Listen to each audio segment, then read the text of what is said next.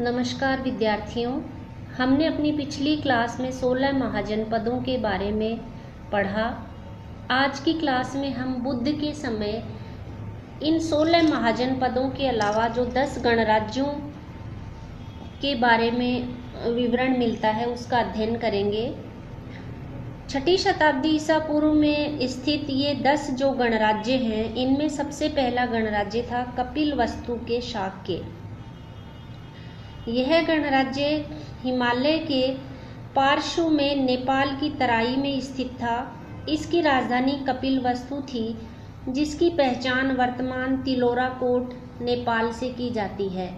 महात्मा बुद्ध का जन्म इसी गणराज्य में कपिलवस्तु के निकट अवस्थित रुम्मीन देवी या लुम्बिनी वन नामक स्थान पर हुआ था। बौद्ध साहित्य से ज्ञात होता है कि शाक्य अपने को इक्ष्वाकु वंशी क्षत्रिय मानते थे।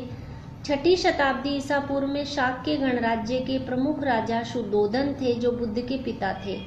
शाक्य गणराज्य के निवासियों की संख्या लगभग 5 लाख थी और इसमें कुल 80,000 परिवार थे। शाक्य जनपद के निवासी चरित्रवान थे और स्त्रियों का बहुत सम्मान करते थे, अत्यंत स्वाभिमानी थे, अपने को विशिष्ट मानते थे। इसलिए वे अपनी जाति से बाहर वैवाहिक संबंध को मर्यादा के विरुद्ध समझते थे। महात्मा बुद्ध के जीवन काल में शाक्य गणराज्य एक स्वतंत्र और बलशाली गणराज्य था। दूसरा है सुसुमार पर्वत के भाग या सुसुमार किरी के भग्ग। भग्गों का छोटा सा गणराज्य सुसुमार पर्वत पर था, जिसकी पहचान मिर्जापुर जिले में अवस्थित आधुनिक चुनार से की जाती है। भग्गों की प्राचीनता का संकेत ऐतरेय ब्राह्मण से मिलता है, जिसमें एक भरगायण राजकुमार का उल्लेख है। पाणिनि की अष्टाध्यायी में भी भाग राज्य का उल्लेख मिलता है।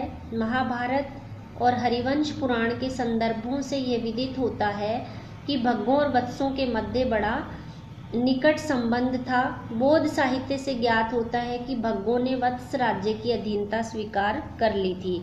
तीसरा है केसपुत के कालाम। केसपुत के कालामियों का गणराज्य अनुमानतः कोसल के पश्चिम में अवस्थित था। बौद्ध साहित्य में केसपुत के आलार कालाम नामक आचार्य का उल्लेख मिलता है, जो उरु वेला के निकट रहते थे। संबोधि से पूर्व बुद्ध ने आलार कालाम को अपना गुरु मानकर उनसे शिक्षा ग्रहण की थी। अंगुत्तर निकाय के उल्लेखों से संकेत मिलता है कि केसपुत के कालामों ने कोसल की अधीनता स्वीकार कर ली थी। अब है रामग्राम के कोलिय। रामग्राम के कोलिय शाक्य जनपद के पूर्व में एवं मौर्य संघ के दक्षिण में अवस्थित थे।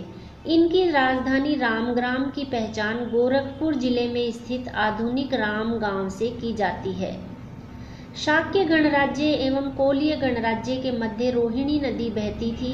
बौद्ध ग्रंथ सुमंगल विलासिनी में इस नदी के जल से सिंचाई के प्रश्न को लेकर इन दोनों गणराज्यों के मध्य हुए संघर्ष का विवरण मिलता है, जिसे सुलझाने के लिए स्वयं बुद्ध को हस्तक्षेप करना पड़ा। बौद्ध साहित्य में कोलिय गणराज्य के रक्षा पुरुषों का वर्णन मिलता है, जो चोर डाकुओं को पकड़ने का कार्य करते थे। लेकिन ये रक्षा पुरुष स्वयं अपनी उद्दंडता और उत्पीड़क प्रवृत्ति के लिए भी कुख्यात थे। कुशीनगर के मल्ल। बुद्ध के काल में मल्लों का गणराज्य 2 भागों में बटा हुआ था, कुशीनारा के मल्ल और पावा के मल्ल। इन दोनों को एक दूसरे से विभक्त करने वाली काकुत्सा नदी थी।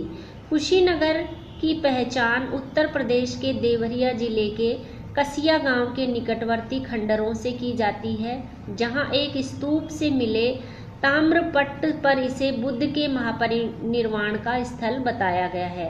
महात्मा बुद्ध के परिनिर्वाण के पश्चात जब पावा के मल्लों ने बुद्ध के अवशेषों के एक अंश की मांग की, तो कुशीनगर के मल्लों ने प्रारंभ में इन्हें यह कहकर मना कर दिया कि बुद्ध हमारे ग्राम क्षेत्र में निर्वाण को प्राप्त हुए हैं।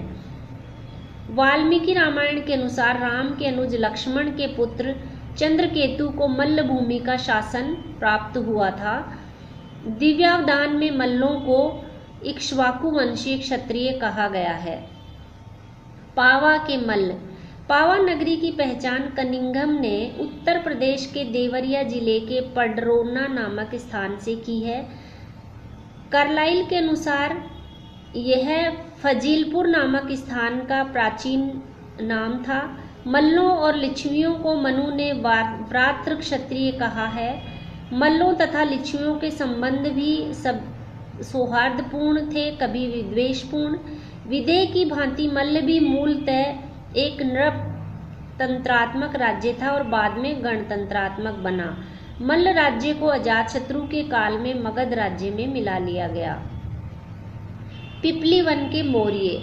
सम्राट चंद्रगुप्त मौर्य को पिपली वन के मौर्यों से संबंधित किया जाता है। मौर्य वंश का होने के कारण उसे मौर्य कहा गया। महावंश के अनुसार पिपली वन के मौर्य क्षत्रिय वंश के थे। महावंश टीका के अनुसार मौर्य कपिल वस्तु के शाक्यों की ही एक शाखा थी, जिसने पिपली वन में नया नगर बसाया। इस नगर के चारों ओर पीपल के वृक्षों की अधिकता के कारण इसका नाम पिपली वन रखा गया। यह स्थान मयूर ध्वनि से गुंजायमान था, इसलिए यहाँ बसने वाले स्वयं को मौर्य कहने लगे। अल्लकप के बुली। इस गणराज्य की निश्चित भौगोलिक स्थिति ज्ञात नहीं है। अनुमानतः यह बिहार के 2 जिलों मुजफ्फरपुर और शाहबाद के मध्य स्थित था। महापरिनिर्वाण सूत्र से जानकारी मिलती है कि अल्लकप के बुलियों ने भी महात्मा बुद्ध के परिनिर्वाण के पश्चात उनके भस्मावशेषों पर अपना अधिकार जताया और प्राप्त अंश पर एक स्तूप का निर्माण कराया। धम्मपद की टीका में कहा गया है कि बुलियों का राज्य केवल 30 मील की लंबाई में था।